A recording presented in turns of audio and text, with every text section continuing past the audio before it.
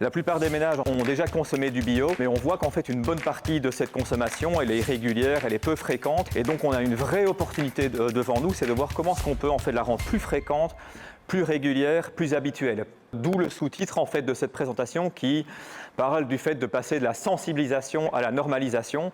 On a aujourd'hui manifestement une population qui est devant nous et à connaissance et sensible au bio, mais comment peut-on faire en sorte que le comportement d'achat bio devienne davantage plus normal? Quand on voit le secteur, clairement l'engagement n'est pas un problème, on voit qu'on a un secteur qui est prêt, qui est engagé, on a des producteurs qui sont motivés, je voyais que 89% des producteurs et productrices déclarent que leur choix contribue à leur bonheur.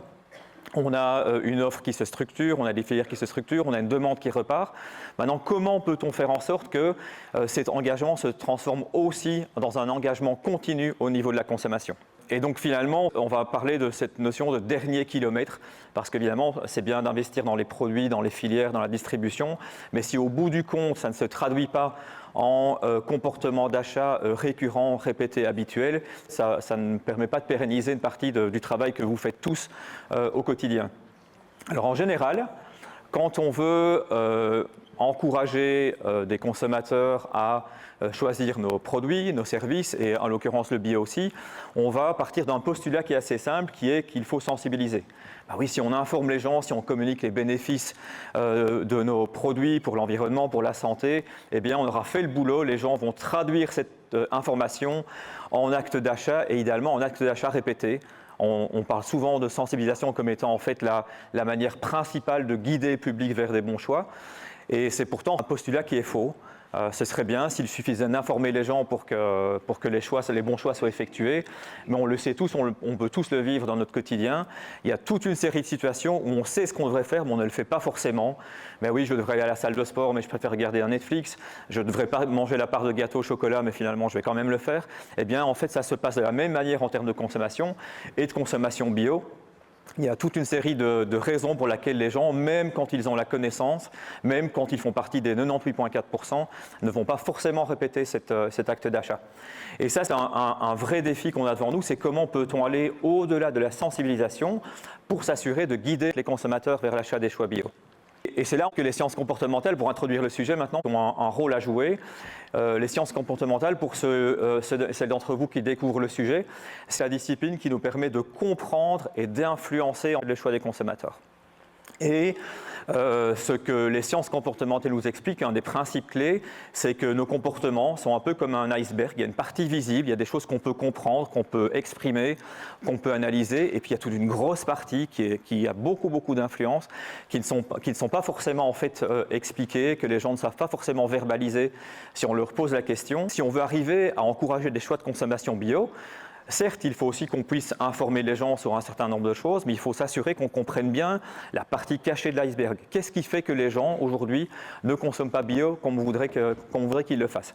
Je vous propose d'illustrer le point avec quelques images et je vous inviterai à réagir à certaines d'entre elles. Première image que vous avez devant les yeux, si je vous demande de comparer la case A et la case B sur ce damier, et si je vous demande laquelle, selon vous, est la plus foncée, à votre avis, qu'est-ce que vous répondriez? Donc, levez la main si vous pensez que c'est la case A. Oui, vous êtes plutôt dire une majorité. Levez la main si vous pensez que c'est la case B.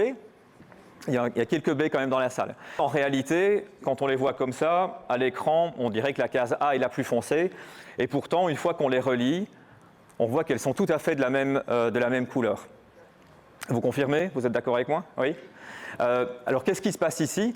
C'est qu'en fait, quand on revient sur l'image précédente, on voit qu'on est influencé non pas simplement par l'information en tant que telle, le A ou le B, on est aussi influencé par le contexte dans lequel se trouve l'information, la manière dont l'information est présentée. Eh bien, en fait, nos comportements, y compris l'achat du choix bio, est aussi influencé par ce type de choses.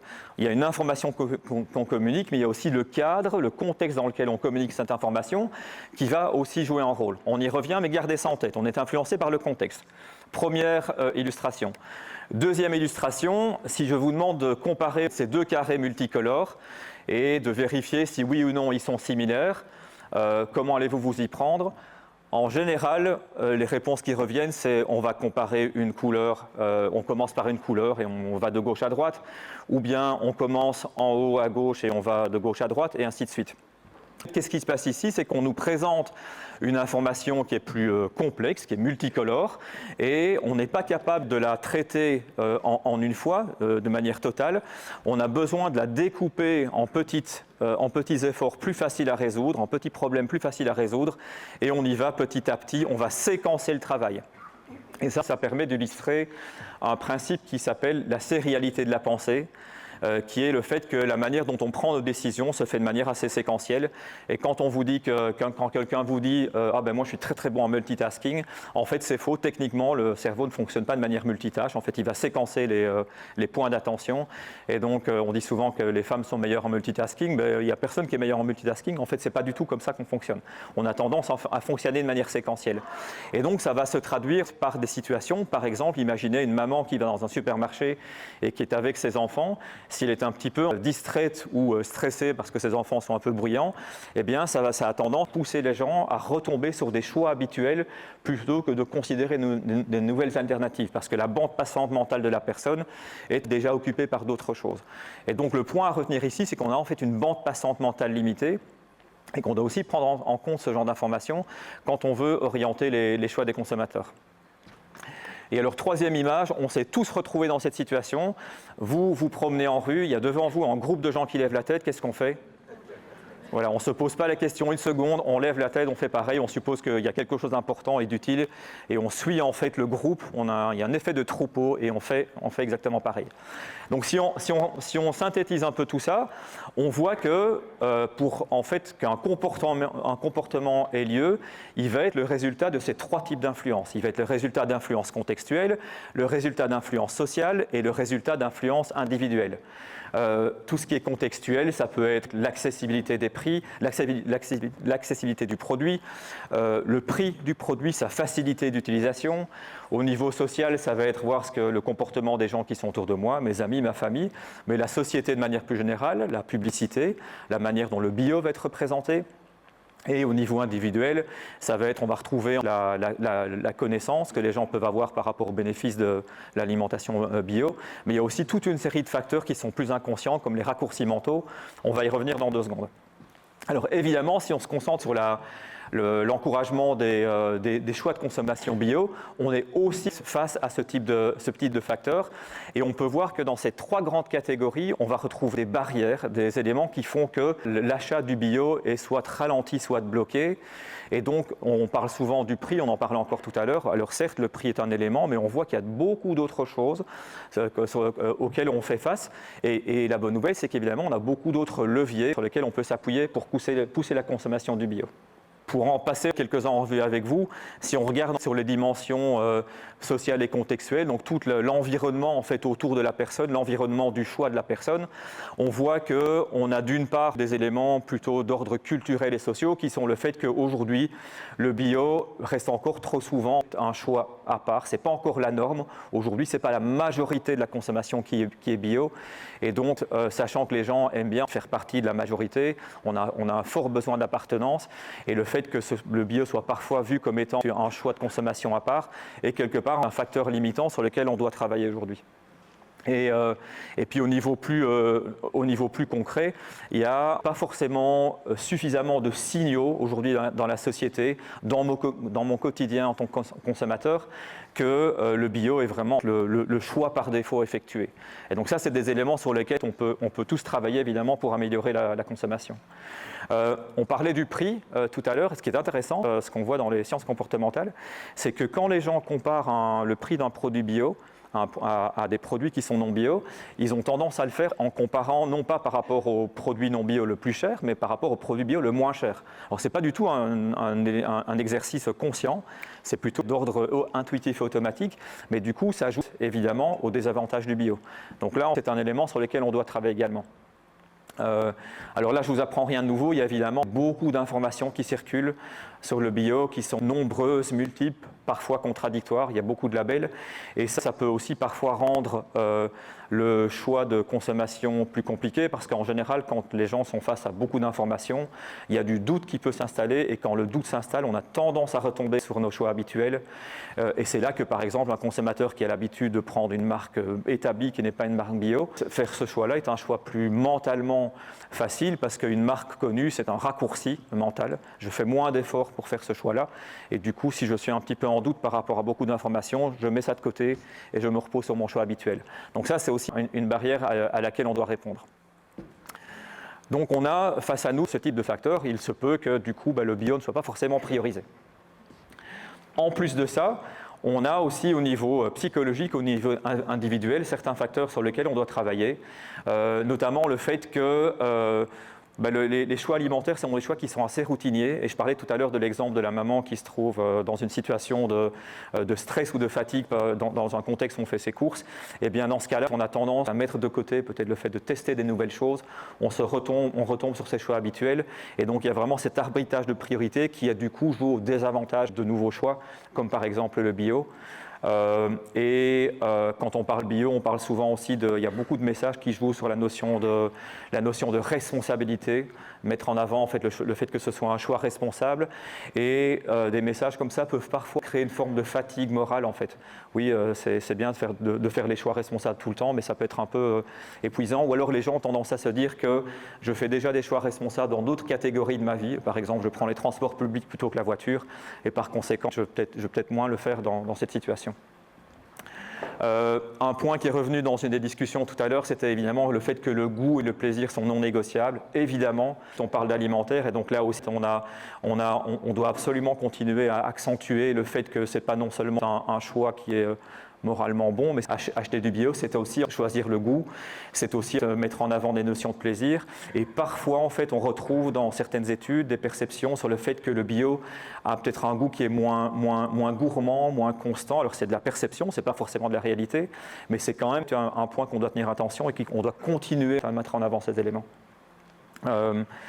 Une des conséquences de cette pléthore d'informations dont je parlais tout à l'heure, c'est évidemment que ça peut avoir un impact négatif sur la confiance, et donc on a encore un travail par rapport à faire aussi. Et alors ce qui est intéressant, on parlait de raccourcis mentaux. Je ne sais pas si vous fonctionnez comme ça, vous, en tant que consommateur. C'est le fait que les gens, parfois, se disent qu'ils vont choisir bio pour certaines catégories, mais pas d'autres. Moi, par exemple, j'ai fait un choix qui est que je ne mange que de la viande bio, quitte à en manger moins souvent. Mais c'est vrai que dans d'autres catégories, je suis moins difficile par rapport à ça. Est-ce que j'ai raison ou pas? Peu importe, finalement, mais c'est des raccourcis mentaux que les gens font, qui ne sont pas forcément rationalisés, mais qui, du coup, représentent aussi une barrière qu'on doit résoudre. Et donc, on voit, en fait, qu'on a devant nous un certain nombre d'éléments sur lesquels on doit travailler. Et encore une fois, il ne s'agit pas que du prix ou de la qualité intrinsèque du produit, mais il y a toute une série de perceptions qui sont correctes ou pas correctes, sur lesquelles en fait on doit travailler pour pousser le choix du bio. Et pour rebondir sur quelques points qui étaient discutés ce matin, on a 3 grands leviers sur lesquels on peut agir pour encourager le choix du bio. On peut rendre le choix du bio plus facile, plus désirable et plus normal. Plus facile, ça veut vraiment dire en fait facile pratiquement parlant, au niveau physique, au niveau accès, au niveau distribution, mais pas que. C'est aussi comment rendre le choix du bio plus facile au niveau psychologique, simplifier l'effort mental de décision. Rendre le bio désirable, on retrouve évidemment des notions de goût et de plaisir, mais aussi de fierté quelque part d'acheter ce type de produit. Et évidemment, le cœur de tout ça, c'est de rendre le choix du bio normal, que ça devienne en fait la norme ou perçu comme la norme, et que les gens s'inscrivent dans ce mouvement. Ce que je vous propose maintenant, c'est pendant quelques minutes, on va zoomer sur chacun de ces 3 piliers avec quelques solutions pratiques. En fait, rendre le choix du bio facile, on est vraiment sur la notion de friction en fait. Et quand on a face à nous des gens qui sont très très motivés, il y avait les fameux 22% de gros consommateurs, il est très probable que pour ces 22%, ils sont prêts en fait à mettre des efforts supplémentaires en place, peut-être aller dans 2 magasins plutôt qu'un pour trouver les produits qu'ils veulent. Mais pour les gens qui ont un niveau de motivation moindre, eh bien, les frictions concrètes et physiques, ça peut vraiment être ça qui fait basculer entre le choix dans un sens ou dans l'autre. Et donc on a un vrai défi de rendre le choix facile en réduisant les frictions. Alors qu'est-ce que la science nous dit par rapport à ça? C'est que plus on va simplifier la charge mentale de la personne pour pousser l'achat du produit bio, et plus on va arriver à un résultat positif. Et donc c'est l'accès aux rayons, le pouvoir de scanner facilement les produits, imaginer en grande distribution, là où il y a des produits bio et pas bio, comment est-ce qu'on peut faciliter l'accès aux produits bio. Tous ces facteurs-là vont jouer, et on est vraiment sur les différents niveaux de décision. C'est aussi bien sur le fait de disposer des produits en rayon lorsque les gens arrivent par exemple vers le rayon. Si on met les produits plutôt en début de rayon et non en fin de rayon, on va pouvoir pousser leur consommation. Évidemment, si on met les produits à hauteur des yeux, je ne vous apprends rien de nouveau, mais ça va aussi pouvoir évidemment pousser la consommation. Donc tous ces éléments ont un rôle à jouer. Une manière d'aider aussi de réduire les frictions, c'est de faciliter la comparaison. On parlait tout à l'heure du fait que les gens ont tendance à comparer le produit bio avec un produit non bio le moins cher. Donc comment est-ce qu'on peut, pour contrecarrer ça, comment est-ce qu'on peut, dans la disposition des produits, permettre une comparaison qui est la plus juste et la plus correcte possible, que les gens puissent comparer un produit vraiment équivalent, que ce soit en termes de quantité ou en termes d'unité ou en termes de qualité au-delà de la dimension bio, pour quelque part réduire ce différentiel de je compare le produit bio avec le produit moins cher de la catégorie. Un autre point, c'est d'intégrer le bio dans le parcours habituel.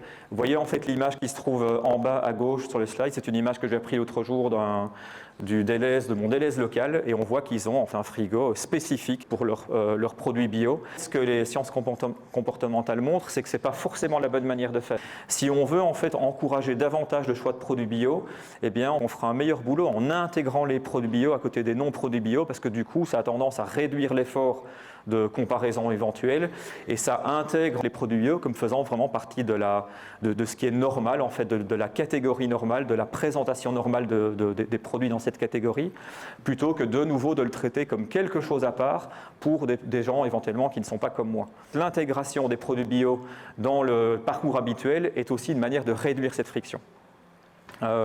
Et alors le dernier point sur ce slide ici, l'assortiment le plus large évidemment, c'est plus on peut faire partie des catégories de consommation qui sont les plus quotidiennes, comme le petit déjeuner par exemple, et bien évidemment on va pouvoir aussi réduire la friction. Là je pense que je ne vous apprends rien de nouveau. Ce qui est intéressant aussi, c'est qu'en fait il y a une autre technique pour réduire la friction qui s'appelle la technique du défaut. C'est dans des situations où c'est possible pour vous, par exemple ceux d'entre vous qui ont un site web, c'est de présenter en fait les options bio par défaut. Par exemple, j'arrive sur la home page et par défaut on me propose un panier bio pour ma semaine ou ce type de choses. On retrouve dans ces cas-là des situations où quand les gens en fait ne font pas l'effort de choisir et vont directement à l'essentiel, ils vont en fait pouvoir faire le choix du bio plutôt que le choix du non bio.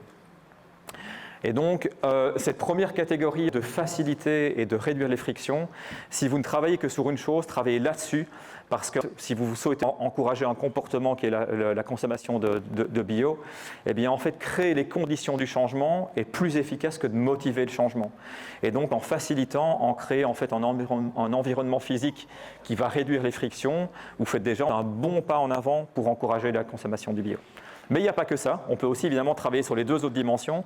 On parlait de désirabilité. Alors évidemment, en fait, choisir bio, ça peut souvent être communiqué comme un choix qui est un bon choix, un choix juste et moral, bien évidemment. Mais ce n'est pas forcément ça qui fait que les gens y reviennent. Je ne vous apprends rien, les gens reviennent aussi à un comportement quand le goût et le plaisir sont au rendez-vous. Et donc évidemment, il faut qu'on puisse communiquer ça. Et en parlant de goût et de plaisir, c'est qu'on peut vraiment mettre en avant tous les éléments qui composent en fait cette notion de plaisir. Il y a le fait évidemment un bénéfice comme le goût et le plaisir immédiat sera toujours préférable à un bénéfice futur qui est je prends soin de la planète ou je contribue à ma communauté, etc. etc. C'est un résultat d'un biais qui s'appelle le biais du présent, c'est que les gens vont toujours mettre en avant en fait un bénéfice présent plutôt qu'un bénéfice futur. Et donc ça vaut vraiment évidemment, c'est important de mettre en avant le goût et le plaisir. Cela dit, si on peut prouver en fait que l'expérience est positive plutôt que de simplement la communiquer, bien évidemment, on va arriver en fait à plus d'impact et plus de résultats. Et donc, dans les contextes qui sont les vôtres, évidemment, tout ce qui peut permettre aux gens de tester le produit est évidemment hyper efficace. Et alors, on parlait de cette notion de justesse morale. Là, c'est vraiment hyper important de mettre en avant la notion de fierté, plutôt d'avoir des messages en fait qui sont plutôt d'ordre comme le fait que ce soit un choix intelligent, un choix agréable, plutôt que simplement mettre en avant la notion pure de moralité. Une fois qu'on a rendu l'achat facile et désirable, on peut aussi travailler sur la dimension sociale. Et là, en fait, le vrai défi, c'est de sortir du choix de niche. Comment peut-on faire en sorte que le choix de bio évolue c'est pour une petite partie de la population, vers vraiment un choix qui devient normal, répété et habituel. Et tout ça parce que, évidemment, je ne vous apprends rien. On est un animal social, l'être humain aime faire partie de la majorité, on a un besoin d'appartenance, et quand on voit qu'un comportement semble être quelque chose qui se répand, qui se normalise, ça nous rassure en fait. Encore une fois, ce n'est pas un élément conscient, mais ça aide à la décision. Une technique qui fonctionne bien, c'est ce qu'on appelle en fait les normes dynamiques, c'est de montrer qu'il y a un mouvement qui est en cours. Dire quelque chose comme de plus en plus de gens font, de plus en plus de gens consomment bio, eh bien ça montre aux gens qu'il y a quelque chose qui est en train de bouger là au sein de la société et que les gens se dirigent de plus en plus vers ce choix. Et donc ça, c'est littéralement des messages que vous pouvez utiliser dans vos communications pour encourager la consommation de vos produits. Évidemment, un élément important, c'est aussi la visibilité. Plus on va rendre visible la consommation du bio, plus on va rendre visible les produits bio, plus d'une part ils vont être accessibles, on en parlait tout à l'heure, mais plus ils vont aussi être perçus comme étant la norme. C'est d'ailleurs pour ça que le fait de l'intégrer les produits dans le rayon, ça contribue à ça, c'est que ça normalise l'usage du produit. Et donc c'est important de mettre ça en avant. Et c'est là, je trouve que des initiatives comme par exemple le fait que des grands distributeurs aient leur propre marque bio, quelque part ça contribue aussi, même si il y a des discussions au niveau produit, etc., etc. Mais en tout cas, en termes de visibilité, ça renforce la perception que le bio est quelque chose qui se répand davantage. Et un autre point, on en parlait tout à l'heure, c'était aussi évidemment de l'intégrer en fait dans les routines, parce que quelque part il y a un peu un effet de 1 plus 1 égale 3. Plus moi dans mon quotidien je vais être face à de la consommation de produits bio, et bien plus ça va quelque part me guider vers ce type de choix.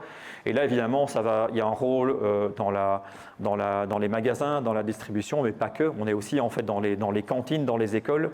Tous ces moments qui créent des points de contact avec le bio vont évidemment contribuer à le normaliser. Et donc, si on résume, le futur du bio, évidemment, se joue aussi dans toute une série d'étapes du processus, mais ça se joue aussi, évidemment, en fait, dans les choix du quotidien. On a toute une série de leviers, comme on vient de le passer en vue, pour rendre les choix du bio faciles, que ce soit en fait au niveau pratique, au niveau psychologique, de mettre en avant la désirabilité, que ce soit pour des notions de goût, de plaisir, mais aussi de fierté, et de mettre aussi en avant le fait que il y a un mouvement qui est en cours, c'est un type de consommation qui se normalise, et plus on va pouvoir visibiliser cette normalisation, et plus on va arriver à du résultat. Et on voit d'ailleurs qu'il y a un rôle pour toutes les différentes étapes de la chaîne, que ce soit au niveau des producteurs, des transformateurs, des distributeurs, et évidemment aussi au niveau du pouvoir public. Alors je me suis permis de terminer sur un slide en lien avec le plan bio, et voir comment on pouvait en fait tous ensemble accélérer cette normalisation. Il y a certainement un point d'équiper les acteurs, notamment en termes de connaissances. On a tendance beaucoup, je vois que dans le plan, on retrouve beaucoup la notion de communication. Alors certes, on doit communiquer, mais on en parlait tout à l'heure, juste simplement communiquer, sensibiliser au sens strict du terme, ce n'est pas ce qu'il y a de plus efficace. On a toute une série de leviers supplémentaires, on a une boîte à outils plus complète pour guider les choix de consommation, et donc il faut s'assurer que tous les acteurs de la chaîne ont un niveau de compréhension, un niveau de connaissance suffisante, un niveau d'accès suffisant à toutes ces techniques pour que vous puissiez les mettre en place, et vous et l'ensemble du secteur dans vos démarches, notamment vis-à-vis du consommateur. Donc équiper les acteurs, c'est certainement en fait un pilier important. Un autre en fait pilier qu'on retrouve dans le plan, c'est la notion d'innovation. Et l'avantage de ce type de technique et des sciences comportementales, c'est qu'on peut vraiment aller faire du test de terrain à petite échelle avant de se dire qu'on va déployer ou prendre des risques plus larges. Et on voit que si quelque chose fonctionne, on peut ensuite en fait le déployer. Et donc, je vous invite évidemment à innover aussi de cette manière-là, pas simplement de l'innovation produit, mais aussi de l'innovation comportementale et au niveau communication pour encourager le choix du bio. Et alors, c'est une question peut-être pour BioWallonie plus spécifiquement, mais ou pour les pouvoirs publics, mais pour vous tous, il y a clairement, en fait, certainement au travers de toutes vos activités, des défis communs en termes d'orientation de la consommation. Et donc, il y a certainement en fait, une opportunité au niveau du secteur en général d'aller créer une boîte à outils, une base de connaissances sur comment appliquer ce type de levier qui pourrait être ensuite utilisé par le secteur dans son ensemble.